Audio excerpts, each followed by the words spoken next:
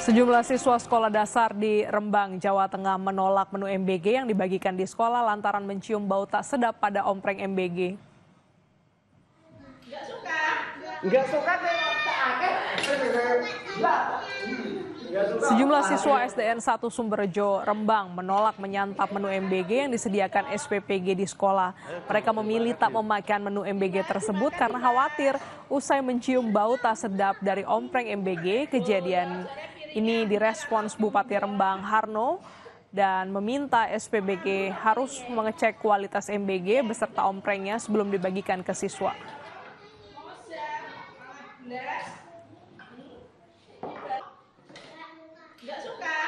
nggak suka Agar bau tidak sedap, lebih baik jangan dimakan. Ya, jadi sebelum diberikan kepada anak-anak harus dicek dulu. Ya, siapakah yang ngecek di situ minimal dari pihak sekolah. Syukur-syukur ada SPBG-nya ya. Lebih dari 100 siswa di Kebumen, Jawa Tengah mengalami keracunan diduga usai menyantap menu MBG. 157 siswa dari sejumlah sekolah di Kecamatan Petanahan dibawa ke puskesmas dan rumah sakit akibat mengalami mual, muntah, dan pusing. Siswa mengaku mengalami gejala tersebut usai menyantap menu soto yang terdapat dalam menu MBG. Menurut siswa, saat makan, kuah soto yang disantapnya terasa asam. Dari total siswa yang dibawa ke puskesmas dan rumah sakit, ada yang telah diperbolehkan pulang dan ada pula yang harus menjalani rawat inap.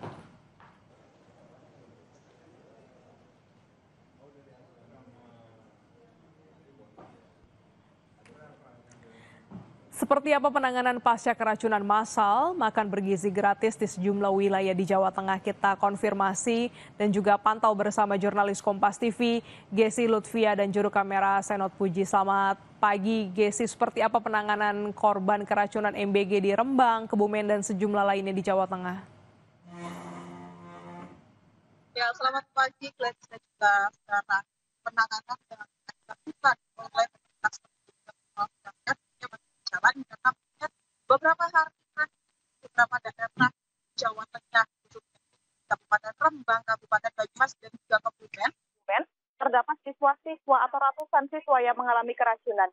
Untuk di Kabupaten Rembang sendiri total dari 174 siswa yang mengalami keracunan ini terdapat 3 siswa yang masih rawat inap di rumah sakit setempat. Selain itu juga di Rembang pihak sekolah ini meminta untuk SPBG memberhentikan terlebih dahulu pasokan distribusi dari MBG ke sekolah yang tengah mengalami keracunan.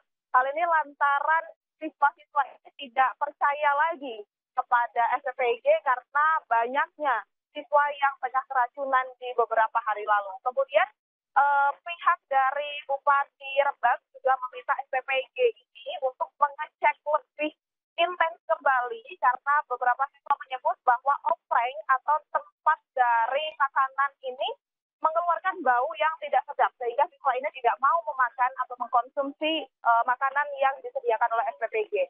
Selain itu di Kabupaten Kebumen Jawa Tengah terdapat 157 siswa yang mengalami keracunan dan hingga saat ini di PKU Muhammadiyah masih terdapat 12 siswa yang melaksanakan atau mengalami dirawat secara intens dan juga terdapat 29 di Rumah Sakit Petanahan yang juga masih menjalani rawat inap.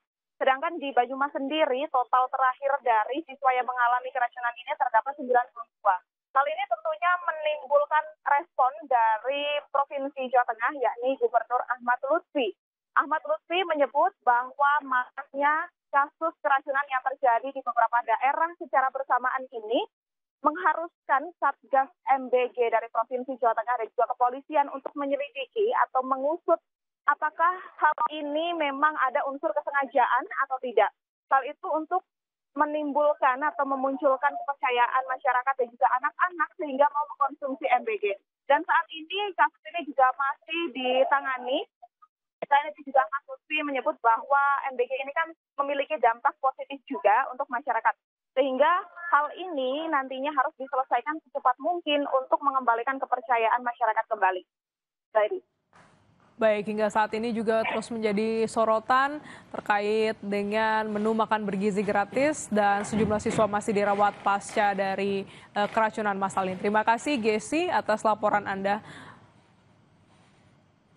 Saudara, melawan stigma dan ikhtiar mencetak sejarah, langkah-langkah kecil menuju gawang dunia dirintis para pesepak bola putri di berbagai penjuru Indonesia.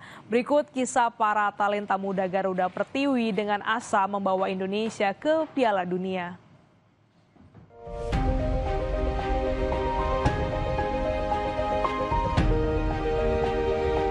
Langkah-langkah kecil meraih mimpi tak pernah surut dari sosok Ika Wonda. Gadis belia berusia 11 tahun ini memiliki mimpi besar untuk membawa Indonesia ke Piala Dunia Sepak Bola Putri.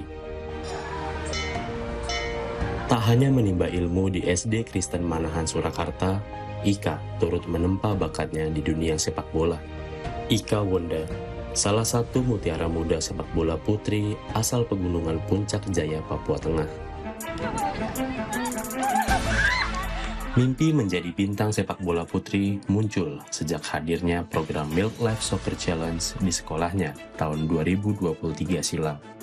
Mutiara Papua ini terpilih mewakili Surakarta dalam pertandingan khusus putri antar kota Milk Life Soccer Challenge tahun 2024. Gak nyangka, soalnya kan dulunya kan Ika cita-cita jadi perawat, tapi itu jadi berubah jadi ke bola. Dulunya susah, soalnya dulunya nggak ada sepak bola wanita. Terus sekarang udah ada Midlife, makanya sekarang udah banyak teman. Talenta Ika mendapat tempat dan terus ditempa. Tanpa ekosistem yang tepat, bakat Ika hanya akan menjadi hobi semata. Milk Life Soccer Challenge salah satu ajang kompetisi menggembleng talenta belia. Kompetisi yang berjalan sejak Juni 2023 di Kudus ini diikuti dari Kabupaten Kudus, Pati, Jepara, dan Rembang. Milk Life Soccer Challenge, turnamen sepak bola putri skala nasional untuk siswi sekolah dasar dan madrasah ibtidaiyah yang diselenggarakan Jarum Foundation bersama Milk Life terus diperluas.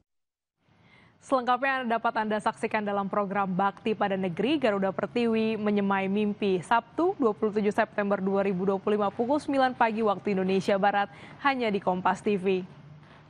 Dan tetaplah bersama kami di Kompas Pagi, usai jeda kami kembali dengan informasi lainnya.